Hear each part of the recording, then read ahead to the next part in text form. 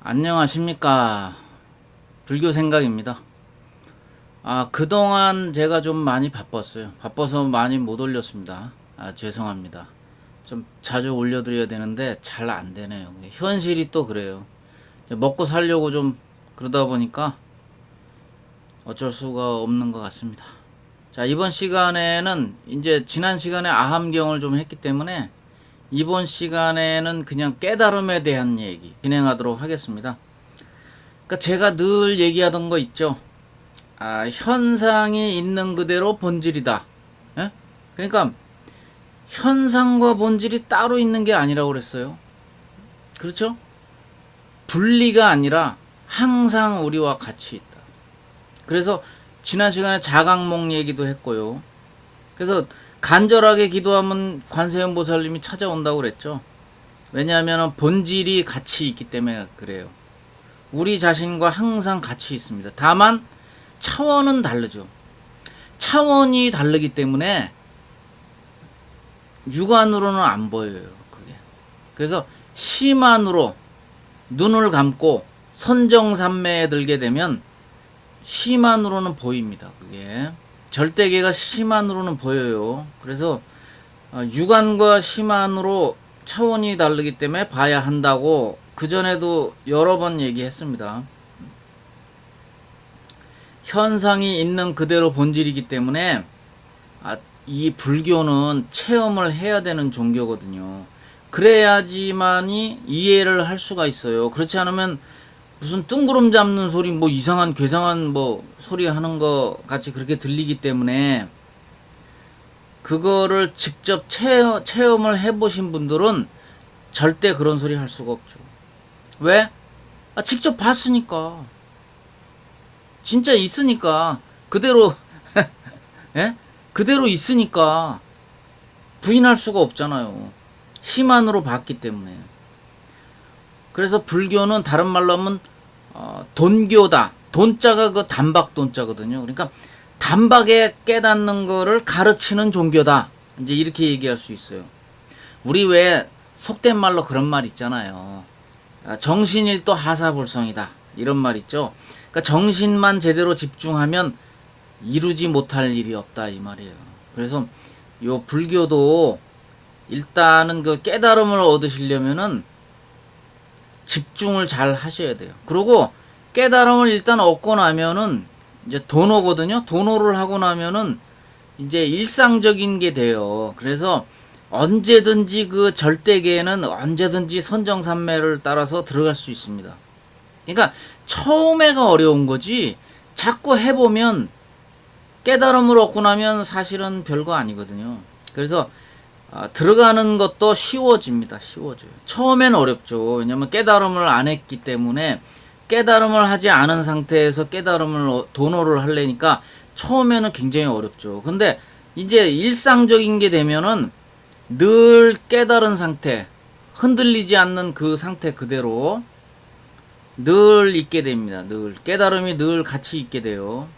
언제든지. 그리고 절대계에 들어가려면 언제든지 또 들어갈 수 있고 항상 깨달은 상태로 있을 수도 있고 그거는 이제 법안이 열려야 된다고 얘기했죠. 그래서 도노는 해안이고 이제 그 다음 두 번째 깨달음은 절대계에서 현상계로 쳐다봤을 때 그 해능 스님이 하신 말씀 있잖아요. 하기자성 능생만법이다 해가지고 법안이 열려있는 상태입니다. 그 상태는. 그래서 보통 우리 중도라고 그러면 이제 우리 부처님 사상이 중도인데요. 중도라고 하면은 현상과 본질이 플러스가 되어서 같이 있는 거, 이거를 중도라고 합니다. 그리고 또 다른 말로 하면 이제 불일 사상이다. 또는 불이 사상이다. 이렇게도 얘기해요. 그러니까 불일이라는 거는 이제 따로따로면서 불이는 또 다르지 않다. 따로 있지 않다. 이 소리거든요. 그러니까 따로따로면서 현상과 본질이 따로따로이긴 하지만 그건 분명하지만 또 한 몸이다 이거예요. 그러니까 따로따로면서 한 몸이다. 그죠? 그렇기 때문에 불일 또는 불이라는 말을 할 수밖에 없다. 이렇게 얘기해 드릴 수 있겠습니다. 의식이 순수한 이 의식이 마음, 즉 생각 감정에 속으면은 바로 현상계로 떨어지죠. 그래서 우리가 깨달음이라는 거는 속지 말자. 예? 순수한 우리 마음자리, 불성자리가 현상계에 속으면 안 된다 이 말이에요. 속지 않는 것이 바로 스스로 깨어 있어서 깨달음으로 열반, 니르바나라고 그러죠. 니르바나를 즐긴다 이런 얘기가 되는 거예요. 순수한 의식이 깨어 있으면은 이 세계는 하나의 그 연기된 세계로 보입니다. 다른 말로 하면 법계죠. 법계, 즉 법안이 열려서 법안을 얻게 된다. 그러니까 연기된 세상으로 보인다는 얘기예요. 그래서 현상계는 시간의 제약을 많이 받고 있죠. 우리가 늘 흐르고 있는 거죠. 그러니까 시간이 이렇게 우리 눈에는 안 보이지만 시간이 늘 흘러가고 있잖아요. 그러니까 조금 전에 현재가 과거가 되는 거죠. 지금 이 순간에도 우리는 늘 현재가 과거로 흘러가고 있습니다. 그래서 마음 공부의 그 목적은 이제 결국은 생각 감정을 컨트롤하는 그 힘을 기르는 거거든요. 생각 감정에서 나오면 바로 극락정토죠. 바로 여기가 현상계가요. 본질이면서도 또 한편으로 극락정토예요. 여기가. 마음만 한번 바꾸면 되는 거니까. 생각 감정을 컨트롤하면 여기가 극락정토가 되는 겁니다. 따로 있는 거 아니에요. 순수한 의식이 자기가 의식인 줄 알면 바로 깨달음을 얻을 수 있습니다. 다른 말로 하면 회광반조라는 말 많이 들어보셨죠? 회광반조. 되돌려서 내 의식을 되돌려서 나를 비춘다. 반조라는 거는 비춘다는 뜻이죠. 반대로 나를 비춘다. 내 자신을 비춘다. 의식을 돌려서 자기 자신을 본다. 바라본다. 네, 그렇게 하시면 되고요. 그래서 깨달음이라고 하는 거는 본질이 정신이 몸과 마음인 그 현상을 나라고 자꾸 착각하고 있거든요. 그거로부터 나오는 거, 깨어서 나오는 거, 그게 깨달음이에요. 별거 없어요. 자, 이제 화두를 우리가 그것도 얘기해야 되는데, 지난번에 언젠가 한번 얘기했을 거예요. 생각 속으로 우리가 이제 들어가게 되면 결국은 화두를 들고 생각을 멈추기 위해서 이제 들어가는데, 그러다 보면 그 정신적인 벽이 나오거든요. 눈으로 보이지는 않는데 답답함을 느껴요. 그 정신적인 벽이에요. 그게 딱 막혀서 정신적인 벽이 나오거든요. 그거는 스스로 화두를 들고 수행하는 사람만 알 수 있어요. 외부 사람은 모르죠. 자기 자신만 알고 있는 거죠. 알게 돼요. 왜냐면 아주 답답함이 오거든요. 그게. 왜냐면 깨쳐지지가 않고 한마디로 말해서 그걸 깨트려야 되는데 화두가 깨지지 않았기 때문에 아주 답답하죠. 그 코너로 몰려있기 때문에 그래요. 그래서 막히는 그 벽을 견뎌내서 결국은 깨트려야 되거든요. 그러니까 깨트려서 생각 감정이 그 사라져버리는 순간, 그 순간에 깨달음이 얻어지는 거거든요. 그러니까 그렇게 아시면 되고, 다른 말로 하면 이제 우리가 그 무심 상태가 되는 거죠. 무심 상태가 돼가지고 평상적인 그 마음에서 결국은 지혜와 실천이 나오게 되거든요. 그래서 지혜로운 마음과 그 실천을 하게 되면 그게 평상심이고 그게 또 중도가 되는 거예요. 중도 사상에 해당되는 거예요. 그래서 아무리 생각과 감정이 좋아도 결국은 뭡니까? 결국은 변하게 마련이거든요. 일시적인 거예요. 그렇죠? 아무리 깨달음을 얻어도 그게 영원할 수는 없어요. 또 스스로 또 일시적인 그 변화가 또 온단 말이에요. 그래서 수없이 겪는 그 반복적인 실수와 행복했던 순간이라든가 그런 것이 또 변하면서 바로 뒤에 또 찾아오는 그 상실감이 있어요. 그래서 산이 높으면 또 계곡도 깊은 법이거든요. 그래서 일시적인 행복은 우리 수행자들이 많이 겪게 되는데 그 일시적인 행복은 조울증과 같아가지고 또 우울증이 뒤따라서 와요. 그래서 그 영원한 깨달음이 안 돼서 그런 거예요. 그게. 그러니까 변함없는 그 깨달음이 머물러 있어야 되는데 거기서 자꾸 일시적으로 이제 또 튕겨져 나오고 자꾸 그러다 보니까 그게 아직 그 완전한 그 깨달음을 얻지 않아서 그래요. 그러니까 2차 깨달음까지 완전히, 그러니까 맨 처음에 해안을 얻고 그 다음에 법안을 얻어서 완전히 해탈 열반 그 상태로 들어가야 되거든요. 근데 그걸 못해서 그런 거예요. 그걸 못해서, 그러니까 반쯤, 그냥 반쯤 깨달은 상태가 되다 보니까 일시적으로 깨달음을 얻으면 행복하긴 하지만 또 금방 또 사라져 버리니까, 그때뿐이니까. 그래서 좀 그런 한계가 결국은 부딪히면서 와요. 어떤 그 우울증 비슷하게 이제 이게 오는데, 그게 이제 수행자들만 그런 걸 겪게 되는데, 완전한 깨달음을 얻게 되면 그런 거는 없어집니다, 결국은. 그래서 1차 깨달음, 그리고 1차로 끝나면 안 되고요. 2차 깨달음, 법안까지 완전히 완벽하게 얻어야만 그 우울증이 사라집니다. 이제 제자가 묻거든요. 우리 부처님 제자가 이제 부처님한테 물어요. 비구가. 그 마음을 어떻게 항복을 받습니까? 하고 이제 이렇게 묻거든요. 부처님이 이제 대답을 하죠.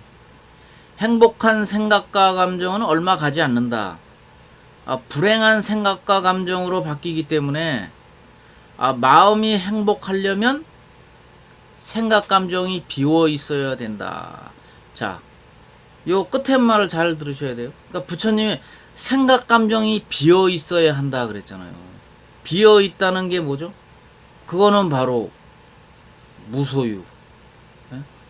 법정 스님이 그 책 제목으로 많이 쓰셨죠? 무소유라고. 그러니까 생각 감정이 비어 있다는 건 결국은 깨달음을 얻어야 된다 이 말이에요. 그러니까 그 마음을 항복받으려면은 깨달음을 얻지 않으면 항상 또 바뀌기 때문에 그 불행한 생각 감정으로 바뀌는 것이 없는 절대계를 보고 거기서 머물러 있는 깨달음을 얻어야 한다. 그러니까 우리들의 그 마음의 그 고향집은 사실은 그 마음자리죠. 예. 무심을 확립하는 것은 마음 공부의 그 요점입니다. 그게. 그게 보통 우리가 그걸 다른 말로 하면 또 무상, 상이 없는 마음, 무심, 텅 빈 마음. 그러니까 무심으로 만들어지면은 깨달음이 뒤쫓아서 오거든요. 그래서 내가 맨날 얘기했잖아요. 무심 만드는 방법. 난 아무것도 몰라. 예?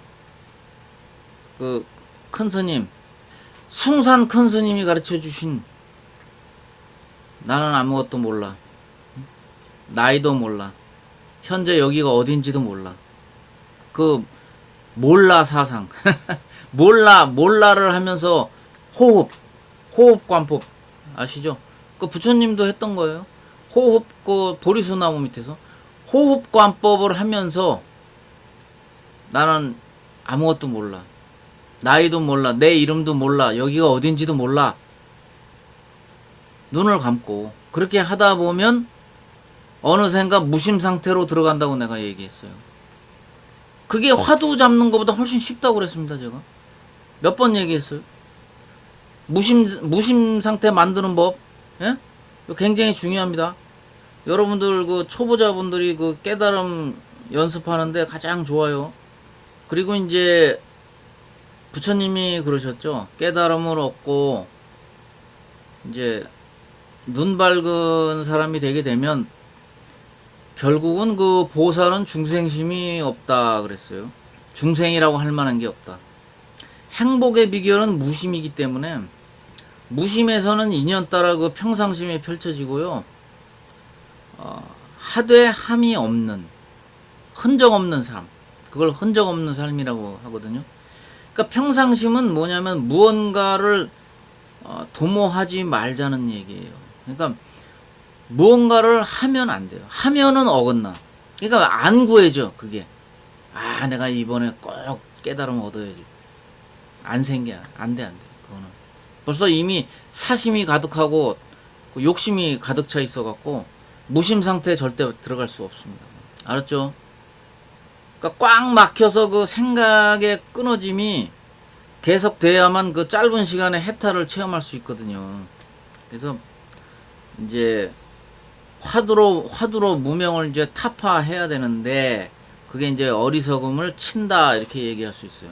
그래서 그 정신적인 벽이 나타나면은 그 화두 참고를 해서 그 깨지면은 그게 타파되는 순간에 깨달음을 얻게 되거든요. 생각 감정이 완전 없어지죠. 사라지죠. 그래서 그거는 여러분들이 누가 대신 해줄 수도 없고요. 본인이 그건 깨치셔야 된단 말이에요. 그거는 어쩔 수 없어요. 본인이 한 번은 반드시 해야 됩니다. 해야, 아, 이거구나 하고 알게 되죠. 생각이 스톱됐을 때만 본질을 볼 수 있거든요. 그러니까 지금 이 순간에 충만하고 강렬하게 집중하고 그렇게 있을 때만이 그 진정한 존재 상태를 느낄 수 있고요. 그런 어떤 있음의 상태, 있다는 상태에서 활짝 깨어 있으면은 그 느낌, 그 알매 머무는 것이 그 밝은 깨달음의 상태라고 할 수 있습니다.